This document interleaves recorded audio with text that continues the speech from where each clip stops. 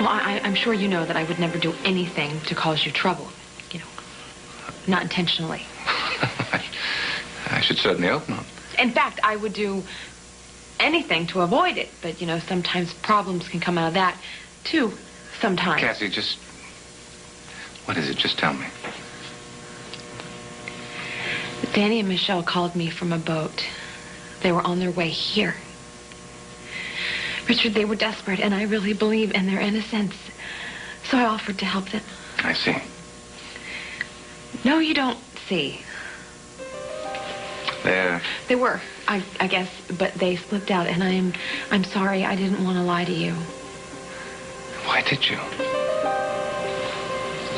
Because I was trying to save you from a potential scandal, and because I love you, and I was worried about you, and I didn't know what else to do. Well, I wish you would have come to me. Yeah, but I thought that this way I wouldn't know about it, and then you would be innocent. It would all fall on me, Richard. Don't you understand? Everything and anything you do reflects on me, whether I know about it or not. All right. You can come out now. You knew? I had an idea. Cassie, you have put me in a hell of a position here.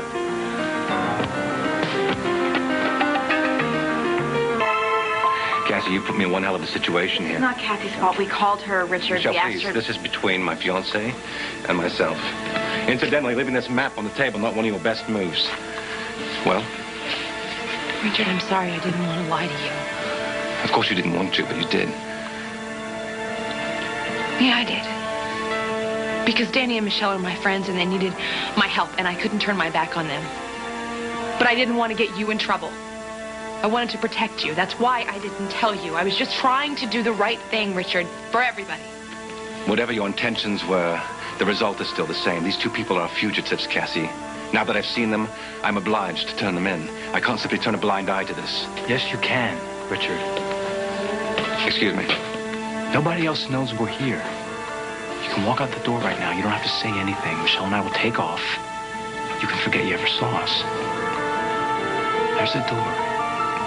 Just go. You think it's that simple, do you? It is that simple. It is. You just leave. You're gone, problem solved. You just waltz past the guards outside of the palace and no one spots you. We got in here just fine. I'm sure we can make it out. Well, all right, now you're out of the palace. Then what, Danny? Well, how far do you think you're going to get? You've got no money, you've got no papers. We've got papers. What, you've got forgeries, you mean? They got us into this country, Richard. Well, they're not going to do you any good now. Your faces are plastered all over the television. And what about money, Danny? You have no money, do you? Because, you know, you didn't plan this escape, did you? It's our problem, Richard. It's not yours. No, it is my problem. You understand that? It is my problem because it makes the likelihood of you being apprehended on my soil all the greater. Okay, then. Cassie, why don't you just get us a boat like we discussed, and we'll be off your soil. Danny, I just... Michelle, we are fighting for our lives here. They don't seem to understand that. Richard, can I talk to you?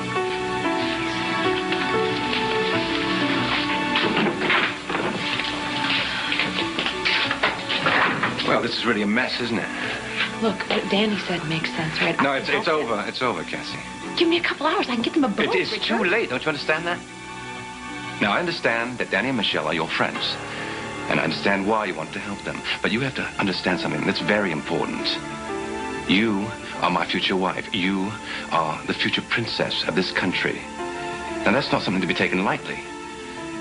Now, that title comes with responsibilities. Responsibilities that, for better or for worse, have to take precedence over everything else, even friendship. Got a sign. I know that Cassie's going to be able to convince him. Whatever, Michelle. We're not hanging around to find out.